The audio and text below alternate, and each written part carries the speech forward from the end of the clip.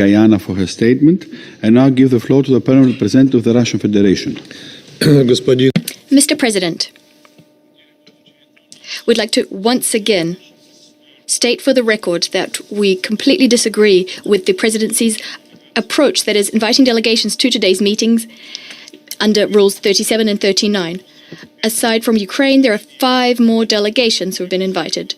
They're either NATO members or EU members or their allies. Every time these delegations spend at least half an hour of our precious time given the budget deficit at the UN, the very valuable time of the Security Council, so as to read out the same narratives with their zero added value, in addition to the representative of the EU. This situation is unacceptable, and responsibility for this falls squarely on the shoulders of the presidency. Without a doubt, the European nations, when they hold the presidencies of the Security Council, are simply impossible to place the impartiality of the Security Council above bloc solidarity. This undermines our credibility and the value of our discussions. However, we are counting on European delegations, especially the main sponsors pumping the Kiev regime full of weapons. We hope they will also ask to speak tomorrow at the briefing we requested on the theme of European attempts to thwart the peace process surrounding Ukraine. We have a lot of questions and we will be expecting answers. We aren't expecting answers, but we do harbor the hope that the EU will answer at least some of them. Not as part of a staged EU-NATO event organized by them for their purposes,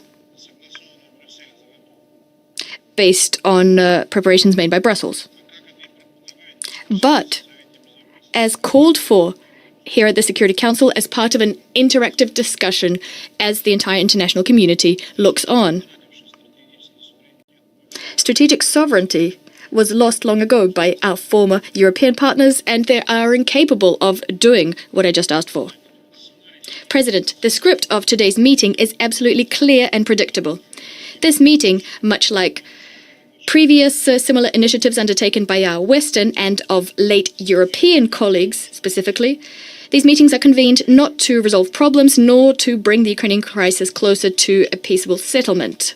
The goal is to stop an image of a supposedly free and democratic Ukraine from being definitively deflated. Ukraine, which has the image of a victim of a so-called Russian aggression, an image which the European sponsors of the regime in Kiev are trying to keep afloat. They've been doing this for years now. They began creating this image long before Russia launched its special military operation in Ukraine. It's becoming increasingly difficult for London, Paris, Berlin and their satellites to blow up this propaganda bubble, because the dictatorship in Kiev and the endeavors of the Kiev overstay princeling to cling to power at any cost, power he would lose if peace were to prevail, are patently obvious. The biggest fear of Zelensky are the elections when he and his sidekicks will have to answer for not keeping their promises about peace with Russia, not protecting the rights of Russian-speaking Ukrainians, respect for rights and freedoms in a country which he himself has turned into a concentration camp and a meat grinder. Moreover, as long as the bugbear of a Russian threat exists, the Zelensky posse doesn't have to account for all of the money stolen from state coffers, nor the stealing of Western and, in particular, US assistance, which amounts to tens, if not hundreds of billions of dollars. This isn't something Zelensky's European accomplices and the Biden administration want, those who have profited handsomely from the Ukrainian conflict. That's why the main objective of this group of militarists is to prevent the main shareholder, the US, from exiting the Ukraine anti-Russia geopolitical project. They want to prolong the war for as long as possible. This isn't easy, because the new US administration has, over the last few months, opened its eyes and seen the true colors of the Zelensky regime, as well as the root causes of the Ukrainian conflict.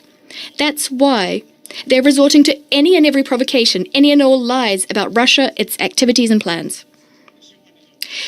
Today, once again, in this chamber, they're asking us to believe that Russia is knowingly shelling residential areas of Ukrainian cities, serving up as evidence the consequences of Ukrainian air defenses, which have been stationed next to homes and social infrastructure in violation of basic norms of international humanitarian law. At the same time, what's being hushed up is the fact that our strikes target exclusively facilities linked to Ukraine's military-industrial complex, and we are successfully destroying or rendering these facilities inoperable.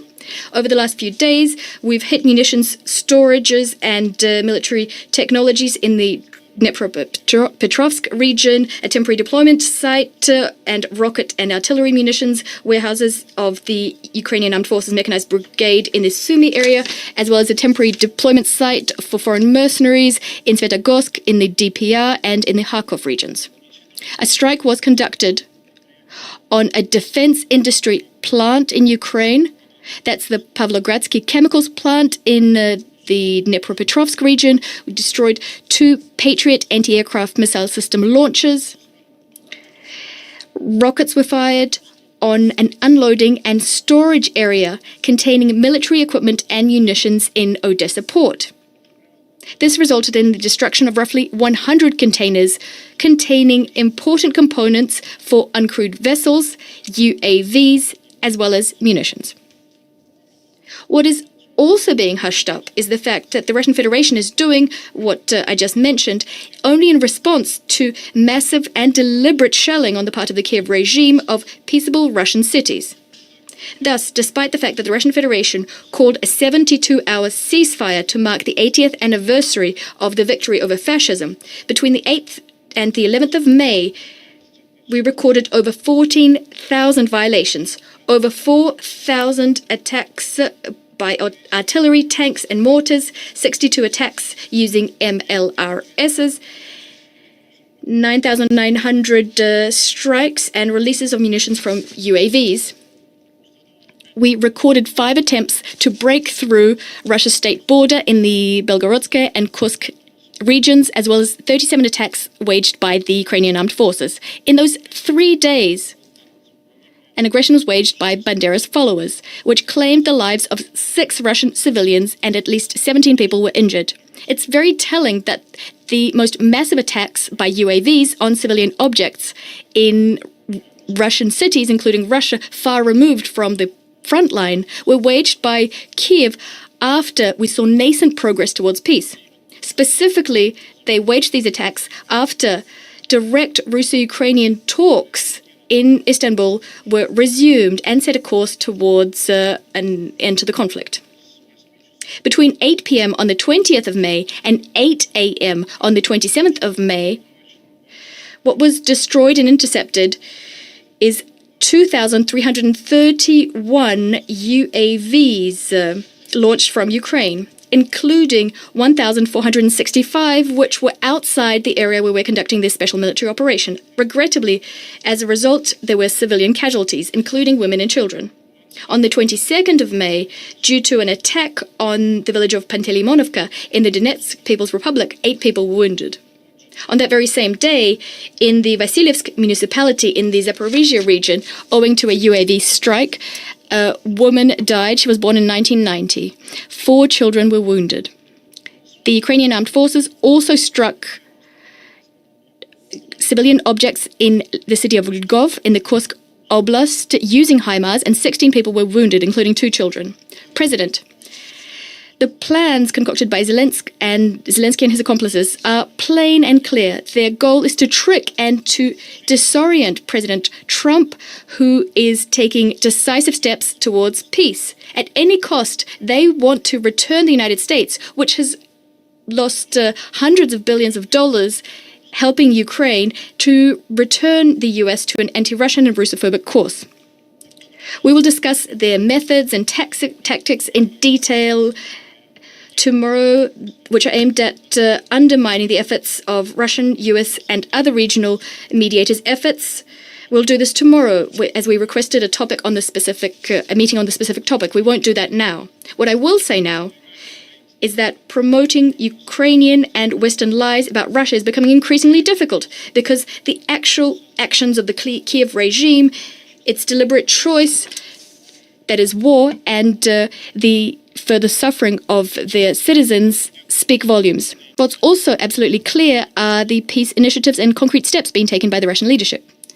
We intend to continue pursuing this course, as well as to continue a serious, direct negotiations process with Ukraine, which Ukraine itself suspended in April 2022, egged on by the British Premier Boris Johnson and like-minded Russophobes.